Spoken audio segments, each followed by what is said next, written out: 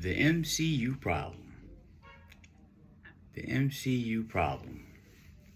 Well, I don't particularly think that the MCU has a problem. I think what we have is a natural progression as we do with anything. So, for example, all right, you're 13, you enjoy your bicycle, you get that new bicycle, and you enjoy riding that, but guess what? 4 or 5 years later, you're eligible to get a license. So you get a license. Do you still want to ride a bike? Or do you want to step up to something like a motorcycle or a car, a vehicle? Sometimes you move beyond where you are. So, in the MCU case, everybody is trying to say that, oh, the MCU is just not selling tickets the way it used to. Okay, that is probably the truth. Okay, so when we go back to phase one, this was all new. This was all kind of relatively new because a few years prior we had Spider-Man, we had the X-Men, okay? Then came Iron Man. We didn't know that was going to be the start of a thing called the MCU. We didn't know that. But we enjoyed it. And they hinted to something coming after that. And we grasped onto it. They followed through. And what we had then was a live comic book come to pass. So now, this is something new. Okay, so we're talking 2008. We're talking almost 20 years ago. Okay, so people are going to get on board. That was a different generation. That was a generation that may have been at the age of the younger ages, 5 through 10. They grew up watching this stuff. People like myself and within my age group, we grew up reading this stuff. So to see this stuff come to life, yeah, we were excited. We were ecstatic. But here we are 20 years later, time enough for a new generation. Those that were the age of 10 to 20 are the age where they can have babies now. You know, have some babies old enough to maybe even start having babies themselves. They'd be a little young, but they can have babies themselves. There are new things that are coming out, new things coming along, in entertainment and, the tech world, the movie world, so these people are jumping onto these new things. So what we enjoyed 20-something years ago with the MCU becoming a live comic book, these youngsters now that are the age of 15, 10 to 15, okay?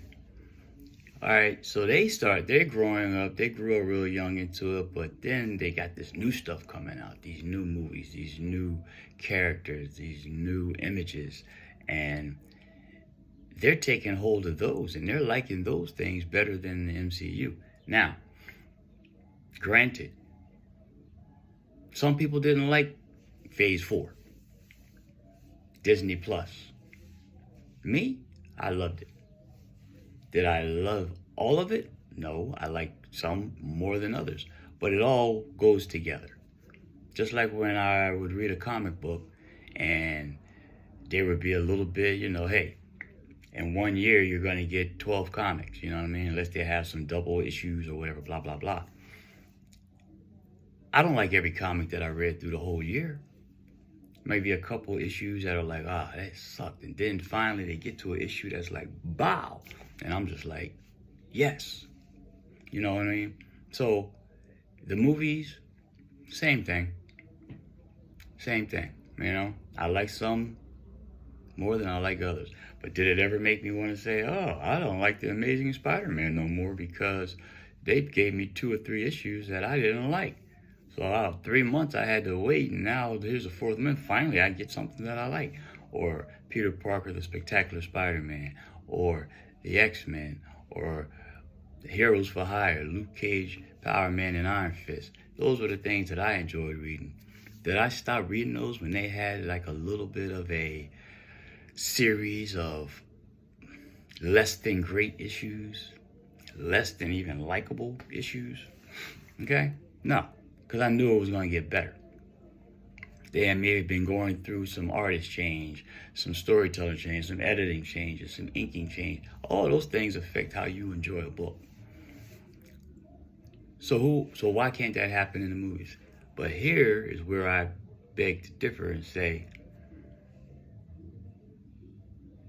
the people that are not, so these movies are making anywhere between 3 to 5, maybe 6 or 700 $100 million, where we were before expecting 8 to 1 billion. Okay, well, those people are the ones that were, we call them the casuals, that were carrying, I won't say carrying the load.